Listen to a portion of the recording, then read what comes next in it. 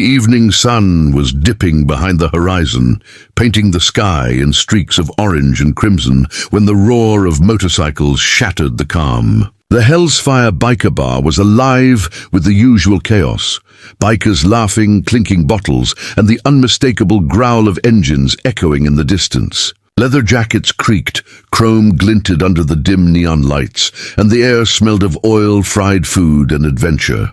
Inside, the bikers were winding down from a long day on the road. Some played darts, others nursed beers, and a few leaned against the walls, trading stories of their rides. The bar's jukebox hummed a gritty rock tune, blending perfectly with the low murmur of conversations. It was a place where outsiders rarely dared to enter, a fortress of rough and tumble men, with hearts often harder than steel, but hearts nonetheless. Then, without warning, the door slammed open. A gust of cold wind followed, scattering napkins and causing the neon sign outside to flicker. Every head in the room turned, the music fading into a stunned silence. Through the doorway stumbled a little girl, her small frame shaking, tears streaking her dirt-smudged face. Her brown hair, tangled and matted, clung to her cheeks. She clutched a bright pink backpack so tightly it seemed to be the only thing keeping her upright. With every step, the bag bounced violently against her back. "Please, help me," she cried, her voice cracking. It wasn't the usual whine of a child seeking attention. It was raw, desperate, and filled with fear. For a moment, no one moved. Tough men who could silence entire rooms with a glare froze, uncertainty flickering in their eyes. The bartender, a barrel-chested man with arms like tree trunks, lowered the bottle he was polishing, squinting at the child.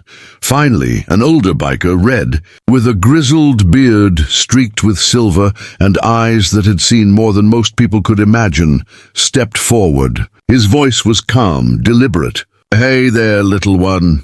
What's wrong?" The girl stumbled toward him, tripping over her own feet, but Red reached out, steadying her. She pressed the pink backpack against her chest, shaking uncontrollably. Her breaths came in short, ragged gasps. Red knelt to her level, trying to meet her eyes. "It's okay. You're safe here. Tell me what happened." She fumbled with the straps, finally unzipping the backpack. Inside were the remnants of a small, harrowing life. A half-eaten sandwich wrapped in a crumpled napkin, a tattered teddy bear missing an eye, and a small, trembling kitten wrapped in a worn blanket. The kitten mewed softly, huddling against her chest as if sensing her fear. But it wasn't the kitten that caused Red's brow to furrow. Tucked beneath the other items was a folded piece of paper, soaked and torn at the edges. The girl held it out with shaking hands. Red gently unfolded it, revealing words written in hurried, almost childlike handwriting. "They're coming. Please save us." The words made the room go colder than the night outside.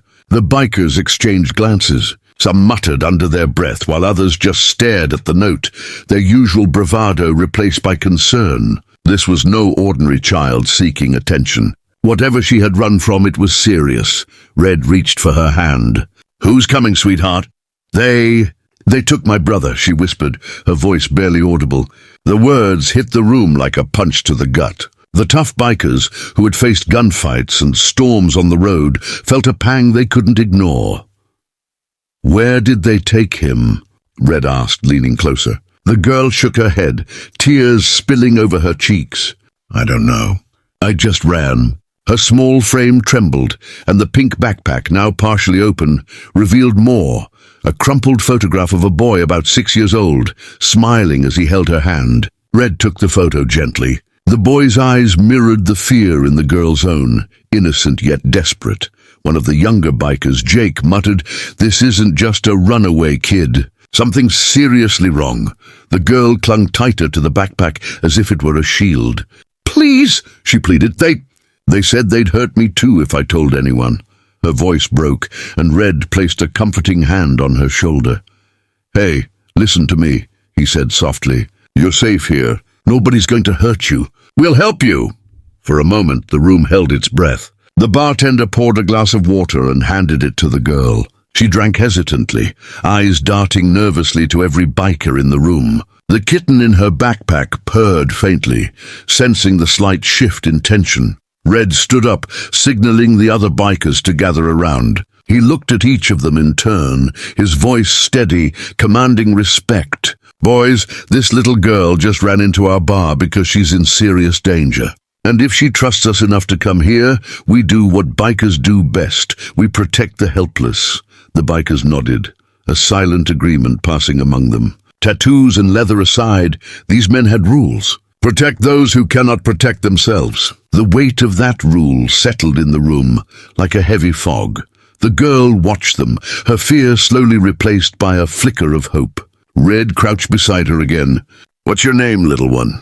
"Lila," she whispered.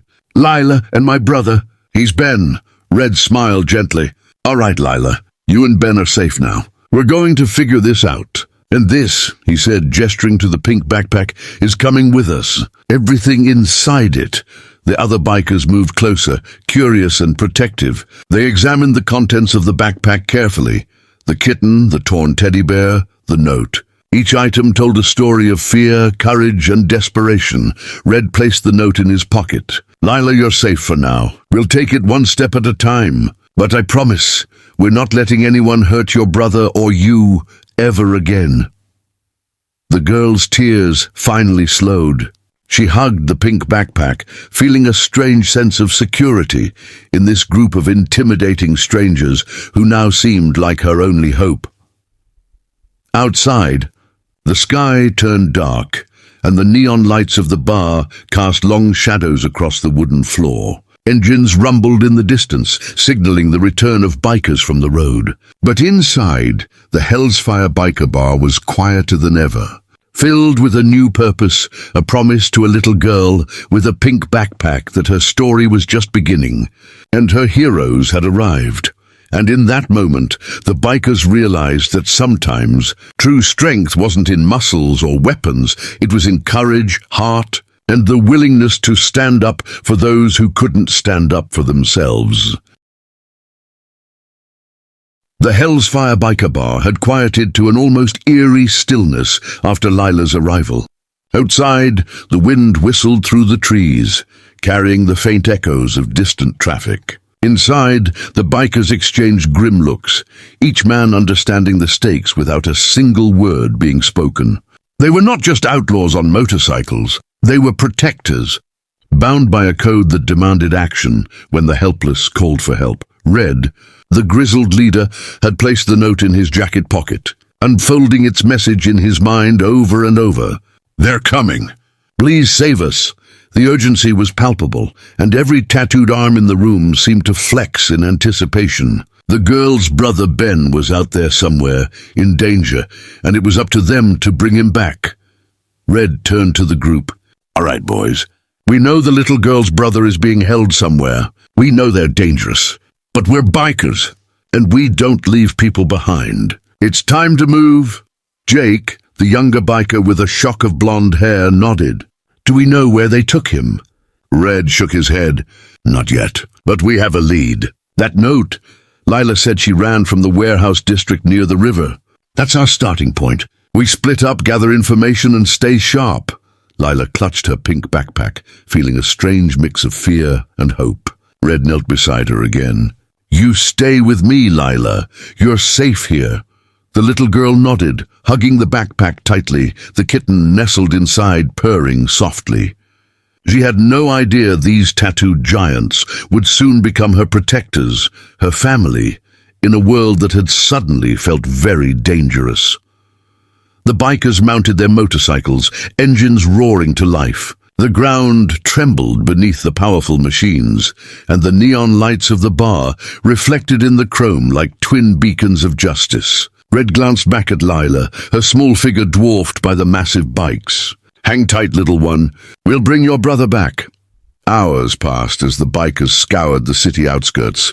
Dark alleyways, abandoned warehouses, and silent streets became their hunting grounds. Every shadow held the potential for danger, but the bikers were relentless, guided by instinct, loyalty, and the desperation in Lila's eyes. Finally, Jake spotted a crumbling warehouse on the edge of the river district. Its windows were broken, and a faint light flickered inside. The group exchanged glances. This had to be it. Red signaled them to park silently behind nearby dumpsters, engines cut, and the only sound was the river lapping against the shore.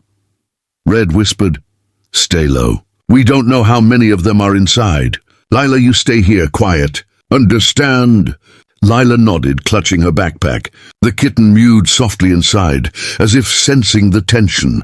The bikers approached the warehouse carefully, the creaking wooden floorboards inside betraying their steps. Through the cracked windows, they could see Ben tied to a chair, his eyes wide with fear. Shadows of the kidnappers moved around him, unaware that the Hell's Fire bikers were closing in. Red turned to his crew. "We do this fast. Hit hard. No one gets hurt on our side. We get the kid." With synchronized precision, the bikers burst through the doors. The kidnappers barely had time to react. Chaos erupted inside the warehouse.